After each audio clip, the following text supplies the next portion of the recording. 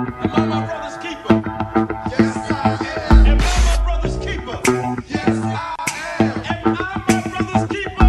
Yes, I am. Nano Brown Boxing, I'm back in the building. Shout out to the LDBC. Don't forget to hit that like button and subscribe. So today I wanted to drop a video talking about the 154-pound division and how I believe that every division in boxing needs to conduct themselves how those guys at junior middleweight or super welterweight, whatever you want to call it, they need to conduct themselves how those guys conduct themselves. I mean, I say that because it's basically been a tournament at 154. A few months back, we had Jarrett Hurd fight Austin Trout in a very exciting fight. You had Jermell Charlo, get in the ring with the young buck Erickson Lubin. It wasn't one of those things where Charlo went above and beyond to finesse his way out of a fight like a lot of guys do. That it was two people under the same management. It was a mandatory. They made it happen. Despite what Jermell Charlo thought, he got in the ring, he handled his business. Someone that he felt that he could beat, he got in the ring and he handled his business. Now, we had Erislandy Lara fight Terrell Boucher. A lot of people, they thought that was a snoozer. Me personally, just watching that fight wasn't the most exciting thing, but it was just, it was a mixture. It was a good thing, a good technical display of talent to watch by Erislandy Lara, and it just further proves like how amazing of a fighter he is. But then now you have Jarrett Hurd and Lara ready to unify. They, Hurd called out Lara, and it wasn't just talk. You got a lot of guys in boxing just calling out one another, especially at the welterweight division. A lot of people want to put a fighter like Earl Spence name in their mouth, and they have no intention on fighting him.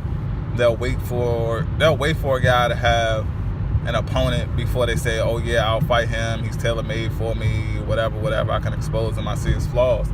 But the way Erislandy Lara and the way Jarrett Hurd handled it was how a fighter is supposed to handle it. They were conducting themselves like men, they're conducting themselves like a boxer, and they're just conducting themselves in a way that true boxing fans want a fighter to conduct themselves. Right after the fight, they made it known, I want to fight Lara, blah, blah, blah. Guess what? The fight's happening. Next. No BS, no politics, no he needs to fight him, or what does he bring to the table. None of that pussy BS that goes on in all of the other divisions. Like Erislandy Lara has been in there with some of the top guys. He's been robbed against some opponents. A lot of people personally feel like Lara should be undefeated right now. He has a boatload of title defenses, and like he's an amazing seasoned veteran. Now you have a guy like Jarrett Hurd. He's young in the division. He didn't look his best in his previous fights, but at the same time, Lara didn't have any of that BS. He wasn't saying, you need to earn your keep, this, and that. He looked at Hurd. He said, he felt that he can beat Hurd. Hurd has a belt, and he want to go take it. It's as simple as that. And that's how every fighter should conduct themselves. But the thing that makes this a lot sweeter, you still have Jermell Charlo over there. You still have Jermell Charlo over there waiting for his opportunity to unify with the winner of this fight. Now, let's look at the welterweight division. Let's look at the heavyweight division.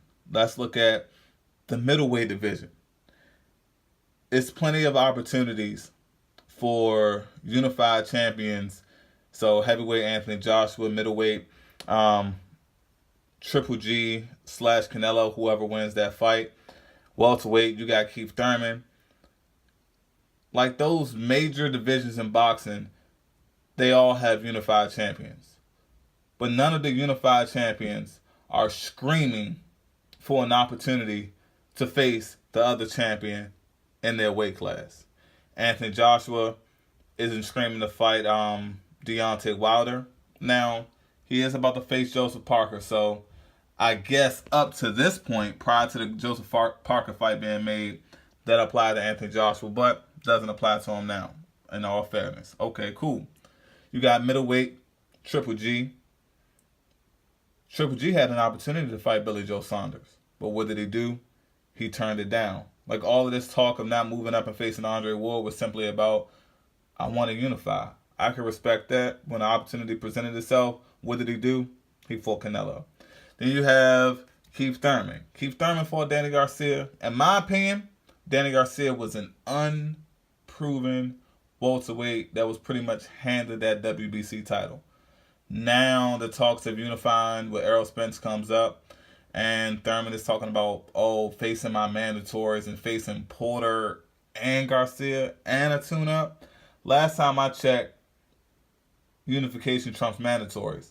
Now, not saying don't fight a tune-up. You can even fight Porter. But why can't Errol Spence be next? Like, shit like that doesn't make sense. So I believe everyone should take a page out of the fighters at junior middleweight, the 154-pound division, and get on the ball. They're all conducting themselves like fighters. They're conducting themselves like champions. And the division is definitely setting the example of what a fighter should be. The division is definitely leading the pack of the way a fighter should conduct themselves and how they should go about trying to be the best. A lot of people talk about wanting to be the best, but their actions aren't reflecting. Now, I'm not talking about individuals. I'm talking about weight classes as a whole. And from what I can see, there's no other weight class that has multiple champions that are conducting themselves in the manner that the 154-pound division is. Now, we do have Saddam Ali, the WBO champion for 154 pounds. He's not really involved in that conversation. Maybe some things possibly change. I don't know. Maybe Carol Brook could slip in there, knock off Saddam Ali. Me personally, I see Carol Brook wanting to unify with those guys. I believe Carol Brook definitely has the heart to do it. But it's just, man, it's embarrassing. So I have all the support in the world for 154-pound division. A lot of people don't like to talk about them as much. They don't want to give them that much credit. I know that's not one of the original boxing divisions. It's basically a subdivision for middleweight and welterweight. But they're conducting themselves like true champions. And that's just my take on that. Shout out to the LDBC. Don't forget to hit that like button. This Nino Brown Boxing. Peace.